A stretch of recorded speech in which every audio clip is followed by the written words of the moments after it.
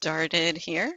So what I'm going to do today is give you an overview of my dissertation research, highlights of the findings, and some conclusions I've come to about how, as a field, we can improve public participation. But I'm going to try to keep this part of the presentation to about 25 minutes, so we have plenty of time for questions and discussion, because that's always the most fun part, I think. So the research question for my dissertation was, how do planners and other process designers navigate their way through a socially constructed process to design public participation opportunities?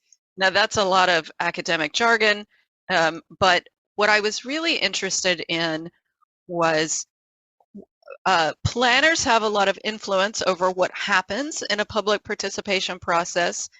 And so how do they go about deciding what to do and what is influencing them in those decisions?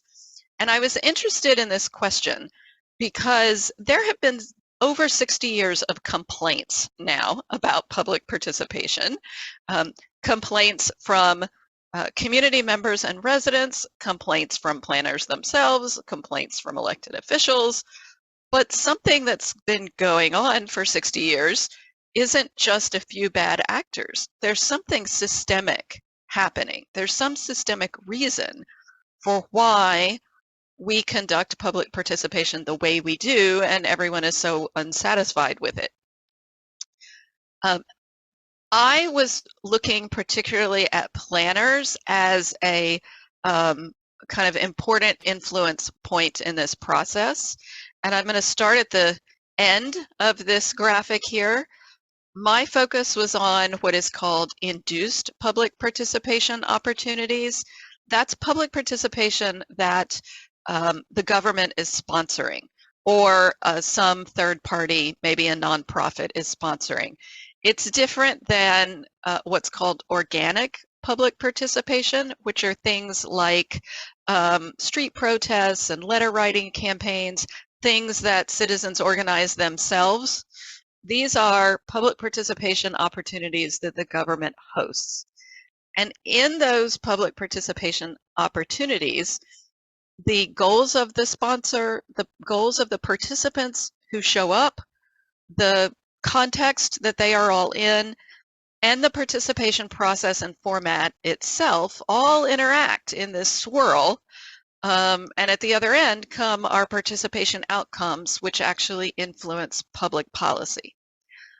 Now, except for a few limited cases where public hearings are required, the vast majority of public participation, events and processes and communication methods are discretionary, and planners have a lot of room to do things in different ways.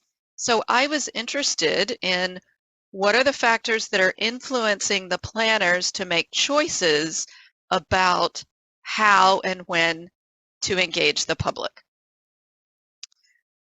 There were a lot of factors I found in the literature, and I kind of grouped them along two categories. Some of the factors are related to the situation, and some of the factors are related to the planner themselves. And in both of those categories, some of the factors are related to kind of motivation and intention, and other factors are related to the resources that are available. But I didn't want to bias people in how I asked them questions, so I didn't ask questions about these specific factors. I asked people very broad questions. I asked my research participants to tell me a story about a time that they influenced a public participation process and it went very well. And I asked them to tell me a story about a time when it did not go well. And so I ended up with 16 participants. I interviewed most of them twice. So I had about 34 hours worth of interview material.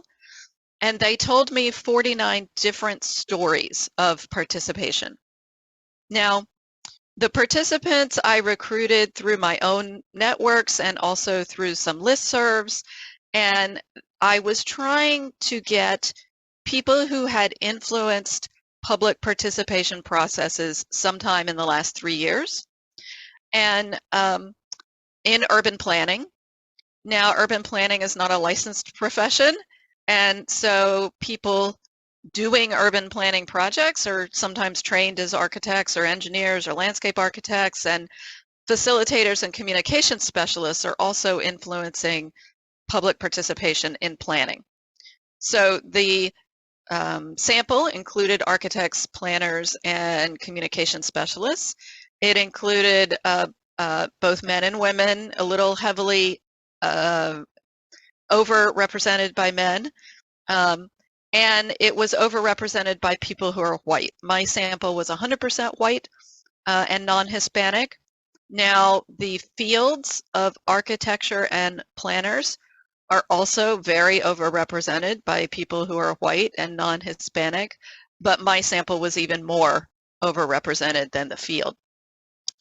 But the stories were really the unit of my analysis, those 49 stories, and they had a huge variety in terms of geographic scales. Some of them were for individual sites, all the way up through multi-county regional plans, different types of plans, neighborhood plans, corridor plans, strategic plans, rezoning efforts, regional plans.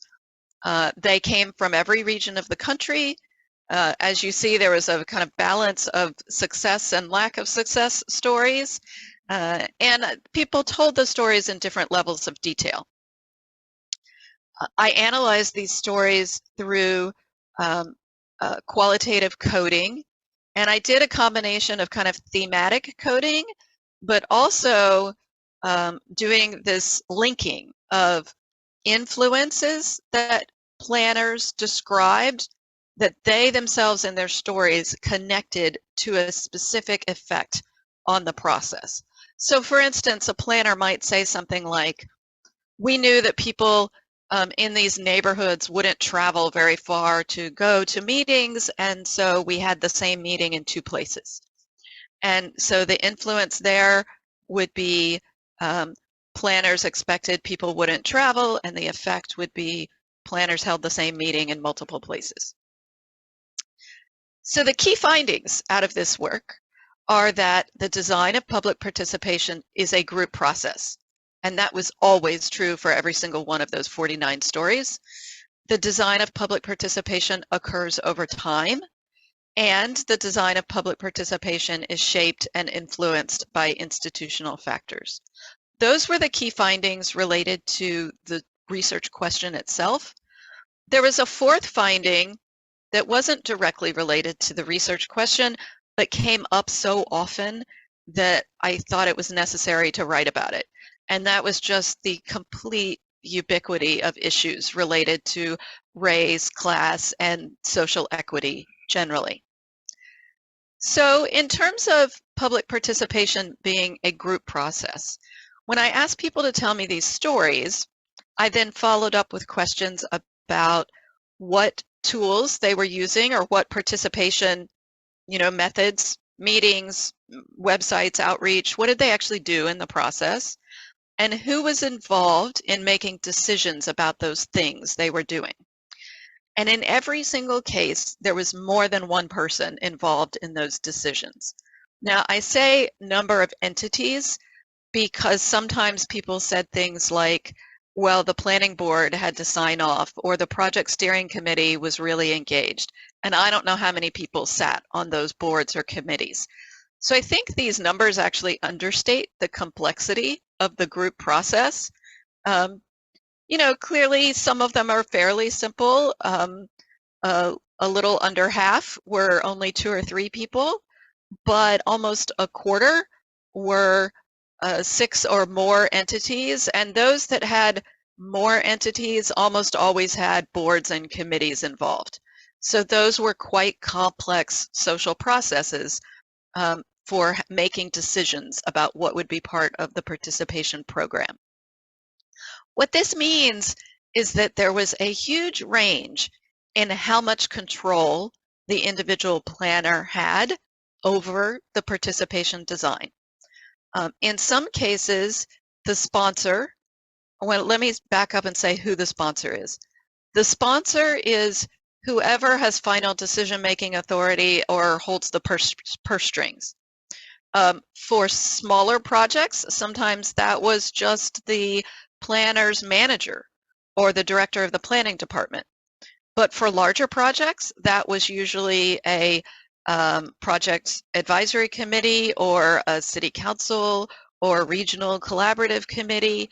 So the sponsor could be very directive. Sometimes sponsors said things like, we want you to use a charrette. That was one of the examples I got. Sometimes that's in the RFP. And in those cases, the planner pretty much implemented what the sponsor's direction was. And the planner doesn't have much control over what's happening in the participation design, what goes on in the participation program. In other cases, the sponsors were very hands-off and the planner had essentially full control over what would be in the participation process. And in the middle ground, the sponsor's taking a very collaborative approach. They want to do some of the work. They want to work with the planner. In that case, I'm placing the planner not just in the middle, but the planner has more control because the planner is usually facilitating that collaboration. There was one case where the planner was actually facilitating that collaboration with potential participants. They were helping to co-design the process, but most of the time it was just with the sponsor.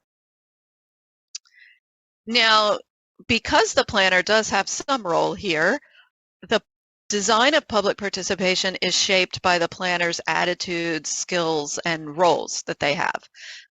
Several people said something to me almost word for word, well, I can't do what I don't know. So planners have their own toolbox. They have their own habits and standard approaches. They avoid past bad experiences, and they bring that to the situation. I also heard a kind of a difference in attitude that I would describe as planner-focused versus participant-focused, and I'll talk about that more a little later in the presentation. And planners have expectations about potential participants, and those were usually tied to the specific situation, like language ability, the need for translation, people's ability to travel, expectations about how old people might be and what kind of setting you might need to have for the participation event. Planners also talk some about how different roles constrain or free them in different ways. And one big difference was between government staff and planning consultants. Consultants are very hemmed in and limited by their contracted budget and scope. They didn't have much room for adjusting the process in the middle. Staff had a lot more room for adjusting the process, adding meetings if they needed to, stretching out the timeline, but they were more constrained in terms of what they could say. They felt they had to be more politic and more restrained in what they advocated for. And there was a similar dynamic with people who are local versus out of town. People who are coming from out of town can be more outspoken. People who are local have more ability to respond in the moment and show up on the spot, but have to maintain their relationships. In thinking about how planners talked about these events, I came up with this skill that I called imaginative empathy. Some planners talked about participants in a way that it was clear they were imagining what it would be like for participants and then trying to design the process to accommodate what those participants needed. And I'll talk about this a little bit more later as well in how we can make public participation better. So the second major finding is that public participation occurs over time. Public participation itself happens over time. It's not a one and done thing, but it's usually a several months or sometimes a couple of years long process. And that means that the design happens over time. Typically, there's an initial design of the overall process. Then you get to the individual events or communication pieces or other elements of the program along the way, surveys, things like that. You have to design those pieces. And throughout, you have to make adjustments. So part of this is related to the fact that participation programs have multiple elements. Almost every program had more than one element. More than a third of them had more than 10 elements. So these are quite complex. And again, these were individual interviews. These were not detailed case studies of these different stories. So I didn't go back and, ask people to provide documentary evidence of all of these things. I think if anything, these numbers are probably an undercount because people sometimes forget all of the steps that they went through. But the programs are quite complex and they unfold over time. More than 80% of these stories included an upfront kind of design of the overall process, and a majority also included some discussion of changes they had to make along the way. In talking about the design of the overall process, there is this kind of tension between a standard process versus customizing it for the situation. People frequently made reference to a standard process. There was lots of use of words like, well, we usually do this, or typically we do that. Normally I do this. What was interesting to me about that kind of standard process was that it was different for every planner. This was not some sort of industry best practice or industry standard. This was more idiosyncratic. I have learned over time that this works, and so that's what I do. People repeat what they've done in the past that worked well and avoid what failed. But there was also a lot of discussion of ways that planners think about customizing what they do for the situation, particularly for the goals for participation, sometimes for the project context, both in terms of the subject matter, the location, the recent history, and then to budget, schedule, or regulatory requirements. What was interesting about that customization element is that almost no one had or talked about a kind of clear system or structure for assessing the needs of the situation and then customizing and designing the process to respond. It was much more ad hoc and kind of feeling your way along. Some of it may even have been subconscious. People talked a lot about having to make adjustments along the way and how difficult that is. How difficult it is to know what's working and what's not working when you're in the middle of the process. Even if you know that something needs to be adjusted, having a lot of times people don't have the resources to make those adjustments. There didn't seem to be, no one really talked about any kind of structured process evaluation that they use going through to figure out what needs to be adjusted. But people talked about lots of things they had to adjust for. Changes in decision makers, both staff and politicians, elected officials. Some of it's just the planning process itself. As different plan topics or content come up, you have to respond to that. Lots of discussion of either wanting to or actually responding to various issues of social inequality, and then discussion of having to respond to participant objections and sometimes intentional disruptions and protests. So in terms of disruption and protests, I heard 3 different kinds of disruption and protests that people talked about. One is what I labeled it intentional disruption.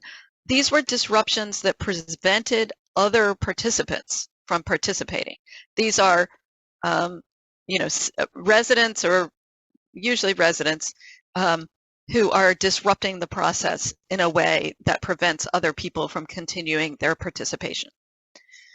I also heard people talk about organized opposition. These are residents organizing amongst themselves to oppose either the planning outcome or direction, or sometimes even the planning process itself. Now, there's some overlap here. Sometimes the organized opposition was disruptive, but sometimes the organized opposition wasn't disruptive. It was things like organizing neighbors to put yard signs opposing the process, or organizing letter writing campaigns. Sometimes the intentional disruption was organized, sometimes it was just spontaneous in the moment meeting stuff.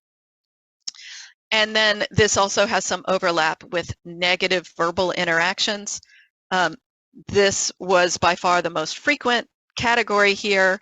There's a lot of overlap between the intentional disruption and the negative verbal interactions. But some of the negative verbal interactions were just things like people yelling out at a meeting, calling different people names. That didn't always stop other people from participating. But all of these things planners found very difficult to deal with. They found them emotionally distressing, and there was a lot of emotional valence attached to these stories. This was an unexpected finding. I decided I had to write about it just because it was so ubiquitous. 100% of the planners and 55% of the stories included some discussion of a social equity issue. Now, when I say a social equity issue, I mean an issue connected to an aspect of social inequality. Race, gender, class, those are the biggies. The most common was race, by far. But class was a big one, and class included discussion of income, but also discussion of homeowners versus renters. Another big one that came in was businesses versus residents. But race was the most common. Now, the most common way that these issues of social equity came up in terms of public participation was a desire or an attempt to get more representative input. And all of the planners except one talked about that and at least one of their stories. Very frequently, they talked about it in terms of wanting to get more representative input and not being able to. Sometimes it was not knowing how to. Sometimes it was just not having the resources to do what they thought they needed to do to get more representative input. There was clearly a desire there to have more representative input, but a very frequent discussion of not fulfilling that desire. And then a very small category, but a very emotionally distressing category, were racist incidents, like directly straight up racist incidents. The most common of those were racist comments by participants towards other participants, towards other members of the public. There were also racist comments made by participants towards the planners. And then thankfully, from my perspective, the least frequent, but not absent, were racist actions by a planner. So the third major finding is that the design of public participation is shaped by institutional factors. And the biggest ones here were resource constraints, both budget and time and schedule limits. Another one that I had not seen discussed in the academic literature was the availability of what I called the local social infrastructure for participation. So a concrete example of this would be nonprofit organizations that are available and willing to provide translation services or outreach and communication services. A less concrete aspect of this would be the expectation by elected officials that there be high quality, really authentic, interactive public participation. Or having a network of trained facilitators that you could draw on. And then the third institutional factor was regulatory requirements, but that really did not play a big role in these stories. A large percentage of the stories had some sort of regulatory requirement for a public hearing, but that was really in the planner's telling of the public participation stories, that was almost an afterthought. If the public participation process goes well, then the public hearing is smooth and easy. Nobody was relying on the public hearing for active engagement. So going back to the conceptual framework that I started with, the factors from the literature, the stories that I heard from planners confirmed all of the factors that had previously been in the literature, but I had identified 6 new ones that I had not really found in the literature. One I called defined decision space, and that sort of captures this idea that sponsors are sometimes directing planners in very specific ways. The type of plan itself, whether it's a big regional plan or a very narrow site plan, changes what kind of engagement planners think the process needs. There were those planner assessments of the needs of the situation. That has to do with the context and the participants. In the moment issues captures that kind of having to respond to disruptions and other things happening as you go along. The project team's knowledge of the local situation is one factor. And then finally, the project team's demographics. People did talk, one of the social equity issues that people talked about was how it's a problem that so many of our planning teams, our professional teams, are either all white or very dominated by people who are white. The agency staff and the agency and the elected officials often are overrepresented by people who are white, but we are working in communities that are not all white, and that has an effect on the participation process. But after talking with everyone and seeing what a strong role this idea of the fact that this is a group process and it's a group process that unfolds over time, this kind of static table didn't seem to capture it. So I reconceptualized this as this sort of goofy graphic, but the idea here is that, first of all, it's not an individual planner. It's a group of people. It's a group of more than one planner or other people.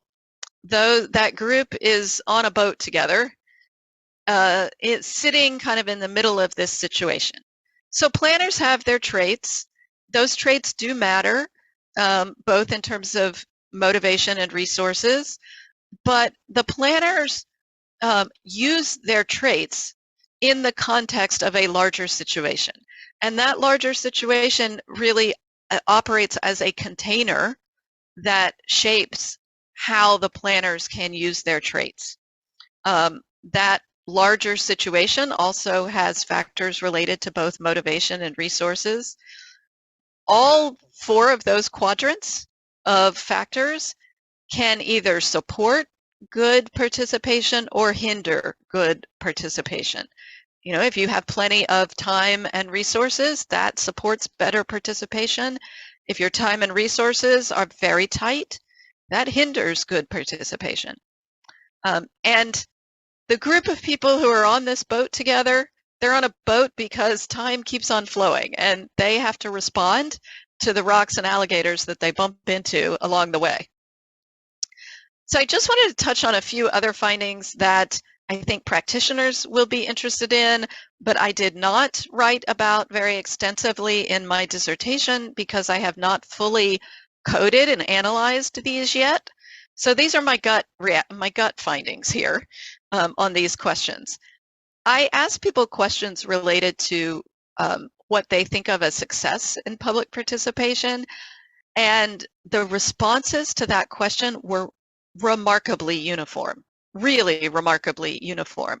It was almost entirely a combination of getting stuff done and people feeling good about it. So for these planners that I interviewed, success was getting a good plan adopted and implemented and people feeling good about the process. If either one of those didn't happen, they didn't feel like it was very successful. I also asked people about how they learned about public participation, and people gave lots of answers for that, many different ways, including several people specifically mentioned the National Charette Institute. But by far, the most influential was trial and error on the job. And the second most influential was learning from mentors on the job. So planners are learning about doing public participation mostly by participating in the social process of designing and doing public participation. The other thing that emerged in these stories that I want to go back and analyze more and write about is what different kinds of public participation people talked about. If I was going to characterize these stories in a broad brush, and there are 4 that really jumped out at me. There are 2 that I call emergent. And emergent means that the planners involved don't know what the outcome is going to be before the process starts, and the public participation process actually influences the outcome. Some of these emergent processes are what I call participant focused. This is where the planner really facilitates frame setting by the public. The public has a big influence over what issues even get on the table. These most often happened with larger processes, visioning processes, or comprehensive planning processes, or very early stages of smaller processes, like the very early stage of a neighborhood planning process. The other emergent category, now emergent meaning planners don't know what's going to happen before the process starts, and public participation really actually influences the outcome. In this case, the planner's setting the frame. So it's more planner focused. The planner is structuring the public participation process to extract certain things from the public, certain kinds of information, certain kinds of input, maybe giving input on concept plans and choosing which one they like better. This happened most often later in the process or with those smaller site-specific or, say, corridor plan type of plans. Now, those, to me, are both legitimate forms of public engagement. There were 2 that I consider illegitimate. One is a public participation process that's fake, meaning the public participation process doesn't actually have any effect on the outcome. The outcome is being driven by some kind of technical consideration or some kind of insider policy. And in this case, the public participation program, it's required by law. It's just running in parallel, but it's a check the box sort of situation. Fortunately, every story I heard like this was one that a planner characterized as not successful. And then the last one I think is even worse. I called this one manipulative. There were a couple of cases where planners told stories of there being a defined outcome that the sponsor wanted to come out of this process. Run this process so that XYZ will happen. And in that case, the public participation process is being manipulated. Again, thankfully, from my point of view, all of these stories that someone told me were told as stories of not successful public participation. So what does this mean for how we can improve public participation? I think there are a few things we can do as individual planners. I think we all need better frameworks and toolboxes, and we can cultivate our own ability to engage in imaginative empathy. So I think we need better frameworks for understanding the variation in participation formats and design elements, for analyzing important aspects of the context and the situation, and then matching which participation design elements will best suit that situation. That means we all need bigger toolboxes.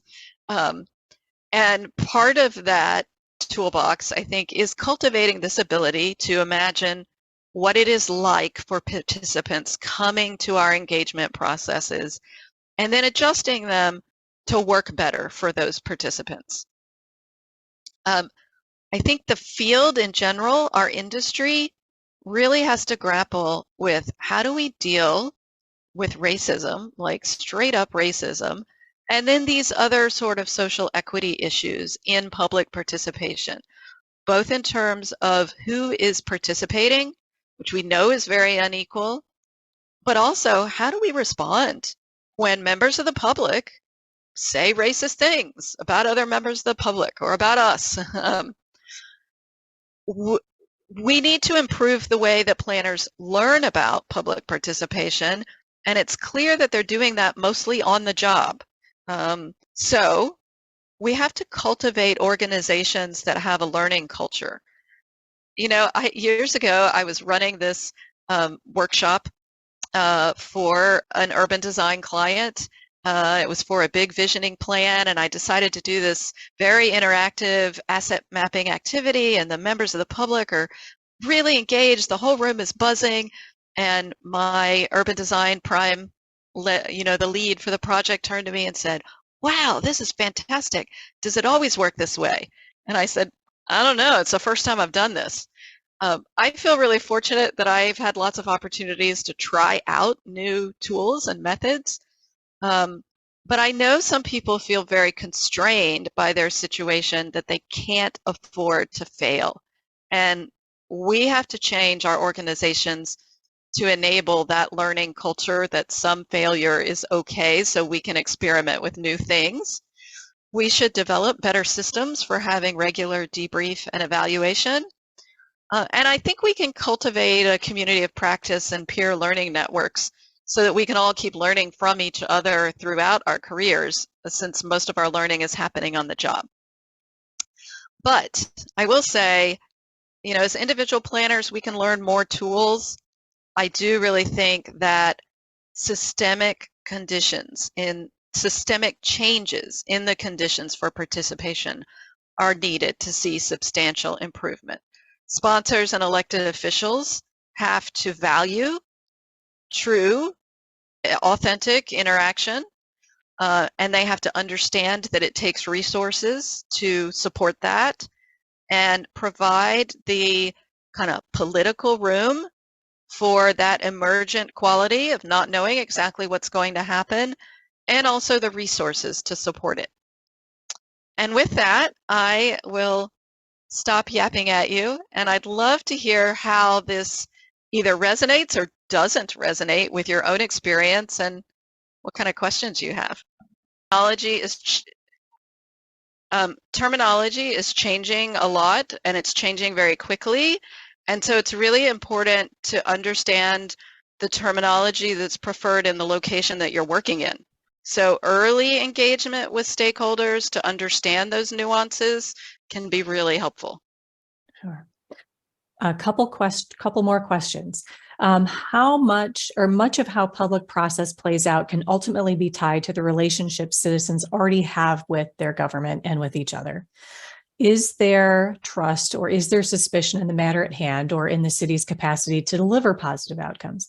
Given these dynamics are pervasive and not something a planner is positioned to change in any meaningful way, particularly in advance, what are some things planners can do to navigate existing emotional positions that often dictate how someone might respond to or contribute to a process?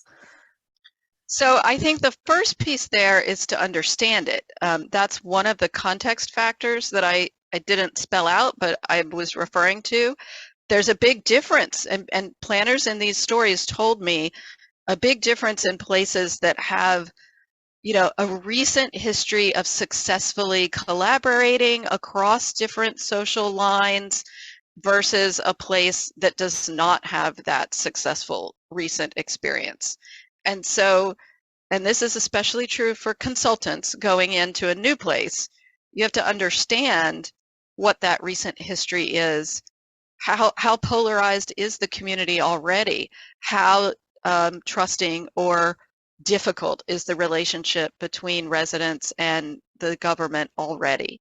So that's part of what I think we need better tools for quickly assessing and understanding that situation. And in terms of how to address it, I think we just have to acknowledge that if you're in a situation of high levels of distrust, it's going to take more resources to get effective engagement. It's going to take longer to build those relationships. You are likely to run into some of those disruptive experiences. You know, that's more likely to happen in a place that's very polarized. And it's going to be even more important that you do some early stakeholder analysis and build relationships with people embedded in the communities that you want to work with. That doesn't always, it's not a magic wand. I wish I had a magic wand for everybody. It doesn't always solve the problem, but it's a start. And a recipe would be great. So either from the study stories or your experiences in the planning process, did you notice any effects coming from external news events, either or particularly nationally reported events and issues? So one of the things I should have said is that my interviews with planners happen, all of my interviews were conducted prior to the murder of George Floyd and prior to those protests. And, you know, there was a real outpouring of discussion of the role of urban planning in racial disparities after those events. So it was even more notable to me that so many planners were talking about race, because it was before all of that very public discussion happened. Mm-hmm. I'm trying to think if any of the stories, yes, some of the stories, like there was a particular story that had a lot of Tea Party protesters involved in the regional planning process. I think that's it. It definitely came up. It came up more for very large scale planning processes, you know, like regional plans that cover multiple counties over 2 or 3 years. Most of them, it was much more local dynamics. And sometimes it was local news happenings that really interfered with things, but less the national news. Yeah. And oftentimes when that happens, I'm guessing that's where we have to pivot the rock and alligator that happens along the way in the boat, perhaps that it's something that you need to incorporate into the process or Right. make space for discussion. Yeah, I think one thing we don't generally do that would help is to have a structured like pause that we build in from the beginning. Our team is going to look at how things are going and evaluate how it's going at this point in the process. Because once you're in it, everyone's so busy and you're so overwhelmed, you know, just trying to get all the tasks done that you're supposed to get done. It's hard to carve out that time. So we need to build it into the plan from the beginning. Yeah, I really like that. And the time that it takes to build relationships, to pivot process, the time that it takes to pause and reflect, and the time that it takes to evaluate are all fly in the face of dominant culture values. And so I want to read another question first, and I'll come back to that. But what were some places that charrettes in particular were held that local community members trusted? It wasn't particular to place. I mean, there were different regions that people told stories about using charrettes. I think it had more to do with either the community members or elected officials had learned about charrettes and they put it in their RFP that they wanted a charrette, or the planner who was leading the process was someone who liked using charrettes and used charrettes. Trying to think, no one really people talked about charrettes as one of the tools that they used, and as part of a longer process. There's all this pre-charrette and post-charrette work that happens, and so it was part of a bigger effort. Okay. There's a few more. Let's see. Your research found only one case of co-design in the public participation process. Did you find that this is something we should look into and do more often? And if so, what are some of the barriers to co-design? Yeah. And I also see at least one person has their hand up, but yeah, I think it's rare because for a couple reasons. I think planners in general and elected officials even more are uncomfortable with letting go of control, right? Like, we want to control the process. And it's a little nerve-wracking to go to a bunch of potential participants and say, well, what do you want to happen in this process? The one case where it happened was a case where the government agency had tried to run a public participation program, and it entirely blew up in their face and was a giant problem. And they hired a community nonprofit kind of facilitator, planner to come in and work with the community. And that person said, well, I'm only going to do this if I can engage with the community directly and work with them to figure out what will work for them. So I do think it's a very good tool, especially when things are very contentious. They're going to be contentious going into it. But I do think we have to be realistic about, like, what's possible. I could solve a lot of these problems by spending a lot more money. And we don't have a lot more money to spend in a lot of cases. So I just recently was engaged in a discussion about a scope, and we were talking ourselves into a big scope. And then I stepped back and said, for this particular planning problem and this particular context, I don't think we're going to get a very different outcome from a more limited scope versus a really intensive back and forth scope. Let's go with the more limited one in this case. So that's, again, I think we need some better tools for understanding when do we really need this very deep interactive engagement process, and when is it not really necessary? Best practices related to engagement in underserved, overburdened EJ communities. I wouldn't say that my stories resulted in best practices in those communities. I think that's a whole new research project that we could do. My stories spanned, there were some stories that were in EJ communities, but a lot of the stories were not necessarily in EJ communities.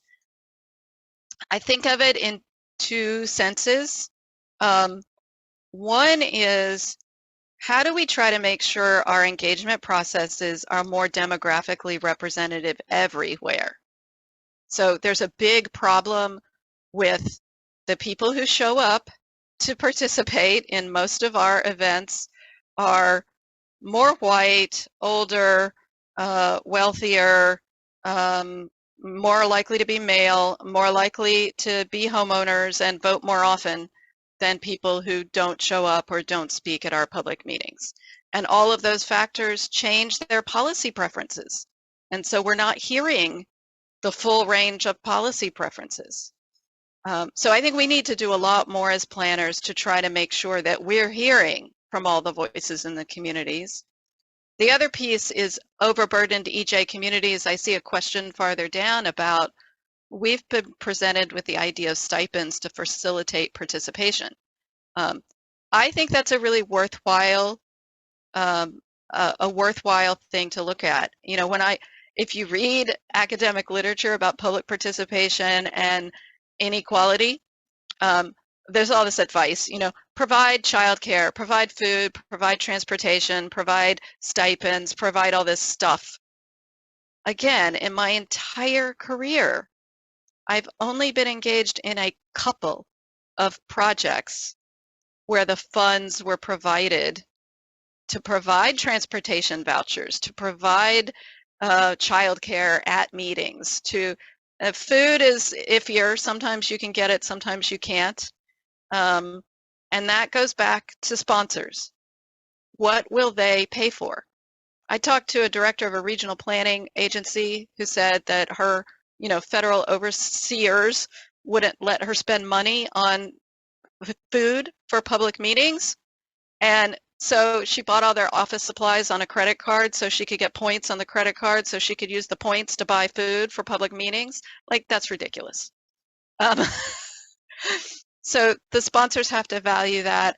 I think the stipends question, when I've seen it, it's most often been stipends provided to community-based nonprofits for their staff or members to participate. And that, to me, feels pretty good. I'd be really interested in talking with people who've used that about what they see as the downsides. I could see, anti-government tax spending folks coming out of the woodwork to criticize that approach.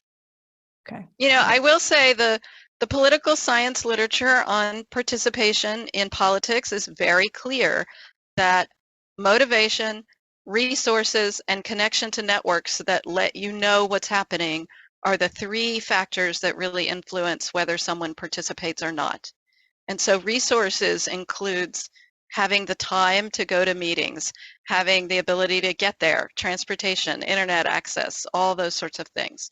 I think government agencies can do a lot on that side to lower the barriers to participation. All right. Well, Jennifer, thank you so much for sharing your research with us, for sharing your insights and ideas and experiences too.